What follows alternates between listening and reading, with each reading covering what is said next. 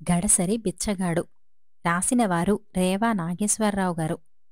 రంగాపురానికి కొత్తగా ఒక బిచ్చగాడు వచ్చి 4 వీధులు తిరిగి ఇంత కబళం యాచించి పొట్ట నింపుకోసాగాడు.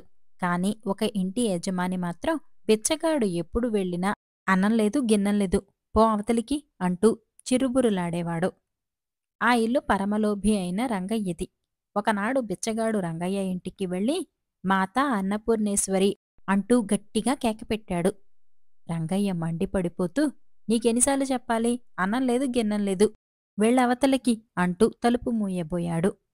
వెంటనే బిచ్చగాడు క్షమించండి, ఈరోజు నేను అన్నం యాచించటానికి రాలేదు బాబూ అన్నాడు. మరెందుకొచ్చావు అన్నాడు రంగయ్య కోపంగా.